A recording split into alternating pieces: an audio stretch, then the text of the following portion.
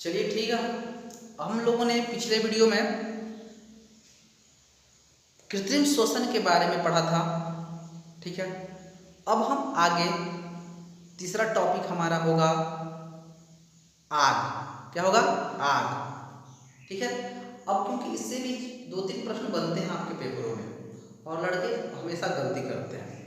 Chapter तो बहुत आसान होता है लेकिन हमारी छोटी गलतियां हम लोग नज़रअंदाज कर देते हैं और जिसके कारण हमारा पेपर बैक हो जाता है ITI का, ठीक। तो इसको आप लोगों को नहीं करना है, ठीक है ना।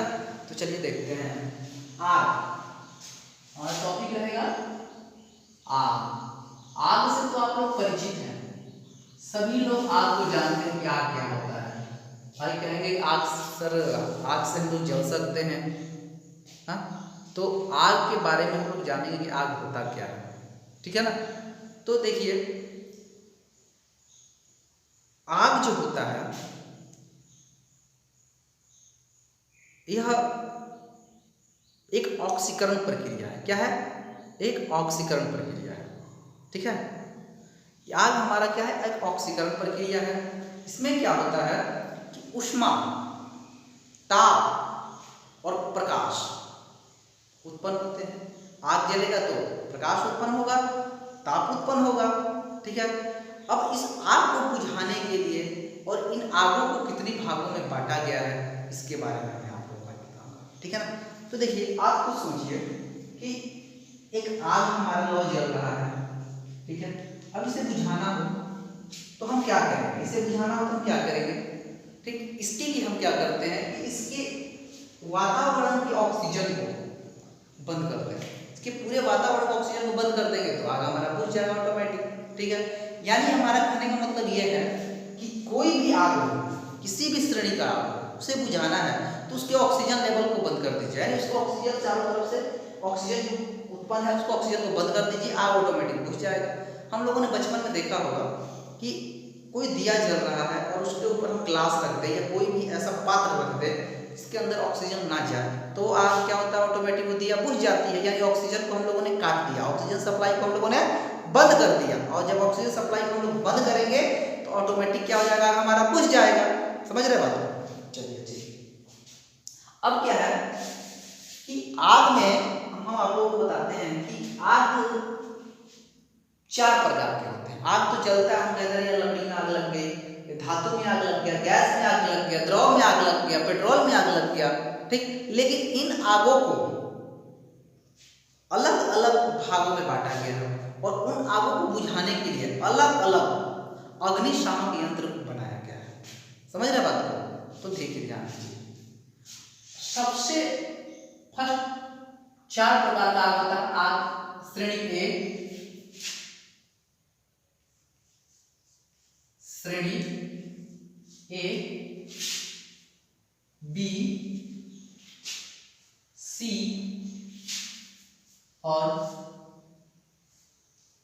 डी, ठीक है। ए, बी, सी और डी यानी आगों को कितने भागों में बांटा गया? 4 भागों में बांटा गया। अब समझ चुके हैं हम लोग 4 भागों में। अब लेकिन बात आती है कि सर कौन सा आग किस श्रेणी में आएगा? समझ रहे बात को? कौन सा आग किस श्रेणी में आएगा और किसे बुझाने के लिए कौन सा अग्निशामक यंत्र प्रयोग किया जाएगा, ठीक है ना। तो देखिए इससे पेपर में आते हैं प्रश्न हर जगह पे। कॉम्पिटिटिव एग्जाम भी देंगे आप ITI पे तो उसमें भी आता है, ठीक है ना, एग्जाम में आते हैं। तो ए जो होता है आप देखिए श्रेणी ए जो होती है, ठीक है ना। ए में हम क्या करते हैं? लकड़ी, आपको पहले समझा दूं उसके बाद में देखूंगा, ठीक है। लकड़ी, कागज, जूट के आगों को बुझाने के लिए ये प्रयोग करते हैं। सॉरी, एक श्रेणी में आते हैं इस तरह की आग लग, लकड़ी में आग लग गई, जूट में आग लग गया, कागज में आग लग गई, तो ए हम कहेंगे। क्या कहेंगे? ए प्रकार का है, ठीक है। आपको मैं यही याद करा देता हूँ। बी प्रकार में क्या होता है? बी प्रकार में आपका जैसे मान के चलिए मिट्टी का तेल, पेट्रोल, ठीक। यानी द्रव में जो आग लगती है वो श्रेणी बी प्रकार में आती है। समझ रहे हैं? द्रव में जो आग लगती है वो श्रेणी बी प्रकार में आता है, ठीक। उसके बाद हमारा है सी। सी क्या है? तो गैस से संबंधित LPG वगैरह होती है तो गैस से संबंधित जो गैस वगैरह में आग लगता है वो श्रेणी सी में आता है। उसके बाद श्रेणी डी है हमारा तो डी क्या होता है? धातु में, जैसे शॉर्ट सर्किट हो गया, तो धातु में जो आग लगती है उसे हम डी में रखते हैं। समझ रहे बात को? तो लिख लीजिए लकड़ी, जूट, लकड़ी, जूट, कागज आदि। ठीक, किस में आएगा? ए में आएगा। समझ रहे हैं? याद रखिए, ए में आएगा ये। ठीक है, उसके बाद लकड़ी, जूट, कागज आदि इसमें आएंगे, श्रेणी ए में आएंगे। बी में कौन आएंगे? बी में कौन आएंगे बताइए आप, अभी मैंने बताया आपको। तो बी में आपका आएगा कि बी में द्रव संबंधित, कौन? द्रव, जैसे पेट्रोल, मिट्टी तेल, ठीक है ना, मिट्टी तेल, डीजल इत्यादि। समझ रहे हैं? तो किसमें आएगा? बी में आएगा। ठीक है, उसके बाद सी आया हमारा, तो सी में क्या है? यानी द्रव, द्रव में जो आग लगती है उसे बी में रखा जाता है। गैस, यहाँ गैस लिख देते हैं, आप लोग समझने में दिक्कत नहीं होगी। गैस में जो आग लगती है उसे श्रेणी सी में रखा जाता है, जैसे एलपीजी, मीथेन इत्यादि। समझ रहे हो? तो ऐसे सी वालों को आग हम लोग क्यों बोलते हैं? गैस संबंधित। गैस में एलपीजी, मीथेन वगैरह में जो आग लगती है उसे श्रेणी सी में रखते हैं। डी, डी का बात आता है तो आप मान के चलिए धातु, धातु में लगी आग को श्रेणी डी में रखा जाता है। लिख लो, धातु में लगी आग को श्रेणी डी में रखा जाता है। और उसमें कौन सा आ गया?